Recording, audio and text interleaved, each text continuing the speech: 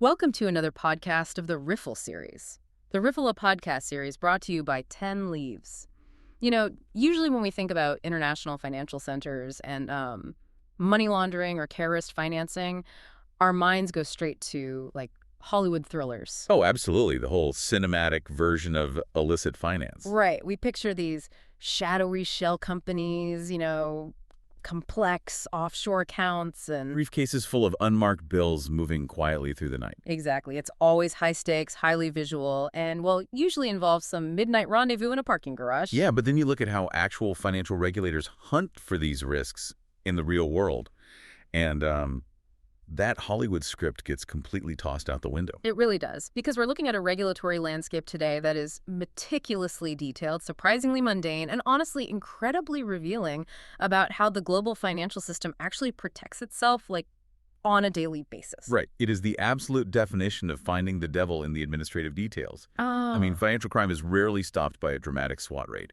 No, not at all. It's usually stopped by an auditor noticing a missing signature on some beneficial ownership form. Which is way less glamorous, but so much more important. So, welcome to today's deep dive. We are looking at a brand new, incredibly thorough March 2026 report straight from the Abu Dhabi Global Market, or ADGM. Yeah, their thematic review of the NPO sector. Right, NPO standing for nonprofit organizations. And our mission today is to explore exactly how a major international financial center audits its nonprofits for terrorist financing risks and, to uncover what this meticulous review reveals about governance, money tracking, and the institutional blind spots that can, well, affect us all. It's a really eye-opening report. It is. Okay, let's unpack this. Because before we start looking for vulnerabilities, we have to define the landscape for you. When you hear the phrase nonprofit organization, you probably picture a massive global humanitarian charity operating in a disaster zone. Sure, that's the standard image. But the ADGM landscape is something else entirely. It really is. For a bit of context, ADGM is a major international financial center located right in the capital of the United Arab Emirates. It operates as a financial free zone, and what makes it unique is that it operates under a robust legal framework based directly on English common law. Let's pause there, actually, because that detail seems pretty crucial. Why does an international financial center in the Middle East use English common law? I mean, why does that matter for hunting down financial crime? Well, it basically creates a predictable, globally understood legal environment. So if a regulator or, say, a law enforcement agency in London, New York, or Singapore is trying to trace illicit funds across borders, they need to understand the corporate structures they're looking at. Right, they need to speak the same legal language. Exactly. English common law provides that standardized language. It makes it much, much harder for bad actors to hide behind obscure, hyper-local legal loopholes because the legal architecture is globally recognized and, well, highly transparent. That makes a ton of sense. So it makes the barrier to entry for financial trickery much higher from day one. Right. And within that framework, ADGM has three independent authorities. The one we're focusing on today is the Registration Authority, or the RA. And they handle the anti-money laundering supervision for these nonprofits, right? Through a delegation from the Financial Services Regulatory Authority. Yep, that's exactly right.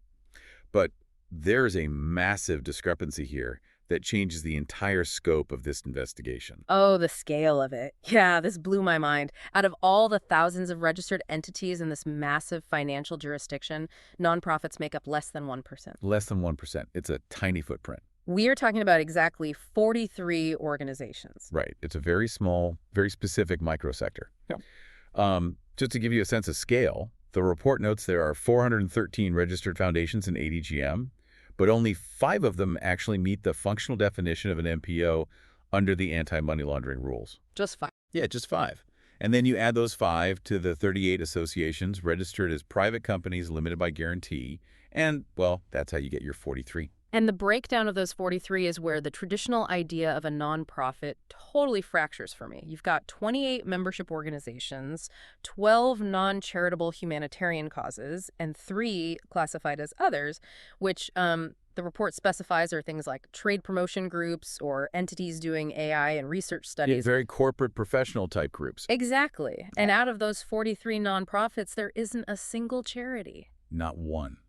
Not one operating for traditional charitable purposes. Wait, if there are 0 charities, and these are mostly just like professional membership groups or AI research hubs, why is the regulator even looking at them for terrorist financing? It feels like looking for a needle in a haystack where there isn't even a needle. I get why it looks that way. What's fascinating here is how international financial watchdogs actually define risk. It brings us to a crucial global standard called Recommendation 8. From the FATF, right?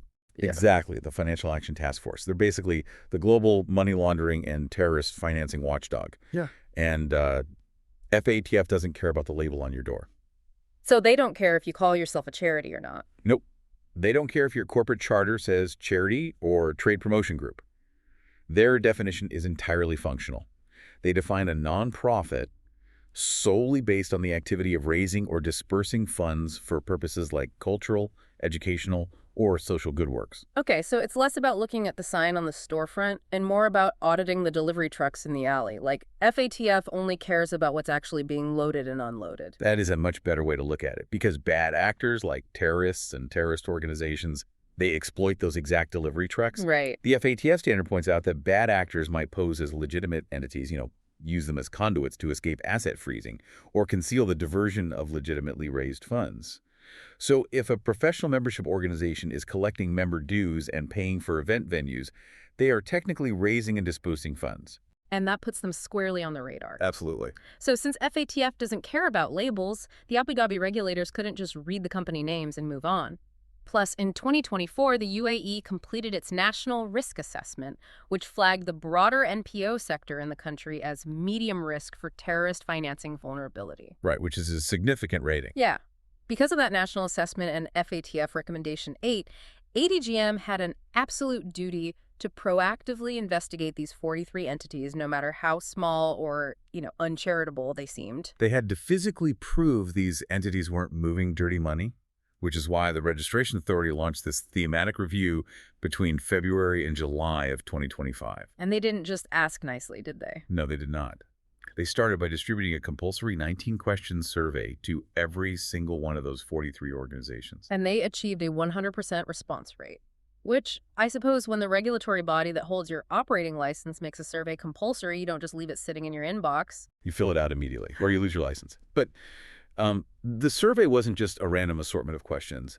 They built a strict methodology around 5 core risk factors to evaluate the inherent vulnerability of the sector. What were those factors? Operations, ownership and control, sources and utilization of funds, beneficiary information, and internal governance. Okay, so imagine tracing a single dollar through this ecosystem based on what they found in that sources and utilization of funds category. The results were incredibly clean. The report rated this specific factor as low risk. Extremely clean. Yeah, like 100% of these NPOs are funded entirely by their members, the UAE government, or event sponsors. Right, and 18 of these organizations received absolutely no funding at all last year. I mean, they are essentially dormant when it comes to cash flow. Wow. And if you are tracing that hypothetical dollar, it hits a hard wall when it comes to physical currency. 0% of these organizations accept cash. 0% disperse funds to high-risk jurisdictions. 0 across the board. Yeah. And when you look at the beneficiary information risk factor, only one single NPO out of the 43 disperses funds to third parties. And that was strictly for paying event expenditures and supporting members continuing their education. It is essentially a closed financial loop operating entirely on traceable digital rails. But wait, I have to push back on this methodology a bit. Sure, 100% response rate is great, but if a bad actor is trying to hide money or fund an illicit group, wouldn't they just lie on a 19-question survey? I mean, that's the obvious question, right? Yeah. Why wouldn't they just check the box that says no terrorism here and mail it back to the regulator? How do we know this isn't just a paper-pushing exercise that makes the authorities look busy? It's a completely valid skepticism. A survey is only as good as the honesty of the person filling it out. But the Registration Authority didn't just collect the surveys and, file them away in a cabinet. They checked the homework. Exactly. They cross-referenced the survey responses with internal and external filings, specifically leaning on ADGM's commercial legislation. Give me an example of how that cross-referencing works in practice. Like, how do you actually prove a survey answer is true? Well, a major tool for this is the Beneficial Ownership and Control Regulations of 2022. Entities in ADGM have to legally file sworn documents stating who actually owns and controls them. Okay. So the RA checked the survey answers against those hard legal filings. They also looked at the structural reality of how these organizations operate. When you have an environment with zero cash transactions, the inherent vulnerability drops off a cliff. Because if you can't show up with a briefcase of cash, you're forced to use the digital banking system. The banking system does the heavy lifting for them. Think about it.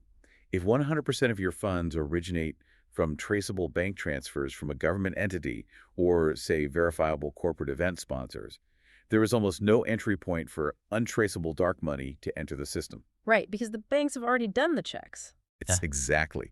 The local and international banks processing those transfers have already applied their own massive layers of anti-money laundering compliance checks long before the money ever reaches the NPO's account. So the total lack of cash, combined with the fact that 0% of these MPOs have complex or offshore ownership structures, drives that money movement risk down to low. Yep, very low. The money trail is squeaky clean. The funding is traceable. There's no cash, no sketchy international wire transfers.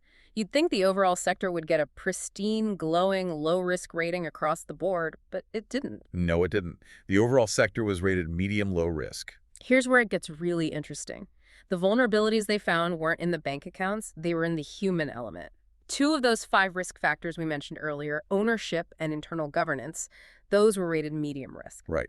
This thematic review highlights how administrative blind spots create structural risk, even when the money itself is demonstrably clean. Let's look at the ownership side first. 6 of these nonprofits failed to file updated beneficial owner details with ADGM. They just didn't update the regulatory paperwork on who was actually pulling the strings. Which is a huge red flag for regulators. Yeah. And on the governance side, 11 out of the 43 nonprofits, that is 26% of the entire sector, operate with only a single member on their governing body. The sole decision maker. Right. Think about your own workplace security or even your local bank. It's like having a state-of-the-art security system on your bank vault, cameras, lasers, seismic sensors, but realizing you forgot to write down who actually holds the spare keys and then handing the only master code to one single person who doesn't have to answer to anyone. That is a great analogy. If we connect this to the bigger picture, you can see why sole member governance is a massive structural vulnerability in any organization anywhere in the world. It just relies entirely on one person being good. Exactly. When one person holds all the power on a governing body, internal controls and checks and balances effectively vanish. Checks and balances inherently require at least 2 points of authority to function. Right. If one person can authorize a payment, approve the vendor, and reconcile the bank account, the system is entirely dependent on that single person's integrity. Now, the report does point out a crucial nuance here, right? Of those 11 NPOs with a single governing member, 3 of them are government-owned. Yes, and that changes the math a bit. A government-owned entity inherently has external oversight and institutional controls flowing down from the state level, which lowers its specific risk. So the report explicitly considers the risk low for those specific 3. Correct. But for the others, that sole decision-making power is a universal governance blind spot. Though we need to distinguish between a threat and a vulnerability here. Meaning what, exactly? The risk isn't necessarily malice. It's not that these individuals are secretly funding illicit activities right now. Yeah. It's bad housekeeping. Ah, I see. So the threat might be 0 today, but the vulnerability is wide open for tomorrow. Precisely. Whether you run a massive global nonprofit, a tech startup, or a local professional networking club, relying on one person to make all financial and operational decisions creates an environment where if someone wanted to do something wrong, or if they were coerced or compromised by a bad actor, there's no systemic barrier to stop them. The same logic applies to those 6 entities that didn't update their beneficial ownership files. I mean, if the regulator doesn't know exactly who is currently in charge, they can't effectively monitor the risk. It obscures the line of sight. And in anti-money laundering supervision, line of sight is everything. If you don't know who is in the driver's seat, you can't assess if they have a history of reckless driving. So the regulators mapped the terrain. They proved the money flows are clean, but they spotted these administrative cracks in the governance foundation. But, publishing a PDF report highlighting vulnerabilities is only half the battle. What is ADGM actually doing about these 6 missing files and 11 sole member boards? Well, the report outlines very clear, immediate next steps for the Registration Authority. First, they are demanding remediation. Right away. right away. They have already commenced following up with those 6 NPOs that have record-keeping gaps, and they are legally demanding evidence that the files have been updated. Good. Second, they are actively engaging with those sole member NPOs to evaluate the adequacy and robustness of their governance frameworks. They are forcing these entities to prove how decisions are actually made and where the alternative controls might be, even if there's only one person on the board. Okay, but the third step is arguably the most impactful for the future of financial regulation. They are exploring the digitalization of this entire risk assessment process. Shifting from a periodic survey snapshot to a dynamic, real-time digital monitoring system. So what does this all mean? Because look, digitalization is one of those buzzwords that gets thrown around in every corporate slide deck to sound innovative. Oh, absolutely. It's everywhere. Yeah. So does digitizing a risk matrix actually stop bad actors, or is it just a way to make regulators feel like they're doing something modern? I mean, what does a continuous digital risk assessment do that a very thorough 19-question survey doesn't? In the context of global compliance, digitalization is a genuine paradigm shift. It really is. The primary limitation of a periodic review, even a highly meticulous one like this 2025 Thematic review, is that it only shows a static photograph of the landscape. Like a snapshot in time. Exactly. It tells you exactly what these 43 organizations were doing between February and July of 2025. But risk is not static. Risk is dynamic. The photograph gets outdated the second it's printed. Precisely. Let's imagine a scenario where one of these small professional membership groups, which has never transferred a single dollar outside the UAE, suddenly gets a new sole governing member. Okay. And 2 weeks later, that new member tries to wire a large sum of money internationally to a jurisdiction flagged for high terrorist financing risk. Oh, wow. A static, paper-based reporting system wouldn't catch that behavioral anomaly until the next audit cycle, which could be 2 or 3 years away. The money would be long gone. But a real-time digital monitoring system flags that behavioral change the moment the wire transfer is initiated. Yes. By feeding administrative data, banking flows, and ownership changes continuously into a digital matrix, the regulator's line of sight goes from intermittent to constant. They can dynamically adjust their monitoring of an NPO the exact moment its risk profile changes. That is huge. And if you were listening to this and wondering why you should care about the administrative mechanisms of 43 tiny organizations in an Abu Dhabi financial center, this is the core reason. Robust, proactive financial hubs are the anchor of global market stability. Completely. Money is incredibly fluid. It touches every supply chain, every international transaction, and every consumer good. When jurisdictions like ADGM meticulously lock down these vulnerabilities, even in a tiny microsector, it fundamentally shrinks the safe havens for illicit funds globally. It leaves them nowhere to hide. Right. And that makes legitimate international business safer, more efficient, and significantly less burdened by the systemic friction of financial crime, which ultimately impacts the broader global economy we all participate in. Let's recap the journey we just took. We started by looking for traditional massive charities operating in ADGM, and instead we found a microsector made up of professional organizations, non-charitable humanitarian causes, and AI research groups. A very unexpected landscape. Very. We traced their money flows and found them to be completely cashless, locally funded, and remarkably clean, essentially neutralizing the threat of dark money. But then we discovered that the real risks to global financial security don't always look like sinister movie plots. No, they really don't. They often hide in simple administrative oversights, like forgetting to update your ownership files or setting up your organizational bylaws so that one single person makes all the rules without any institutional oversight. It's a powerful reminder that governance isn't just a corporate buzzword.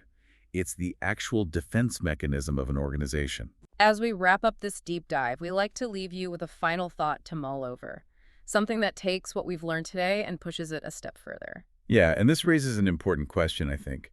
If a highly regulated, internationally scrutinized financial center like ADGM can find governance gaps and sole decision-maker blind spots in a tiny 43-entity sector, what hidden governance risks might be lurking in the much larger, seemingly mundane organizations you interact with every single day? That is a slightly terrifying but very necessary question to ask. Thank you for joining us for this deep dive.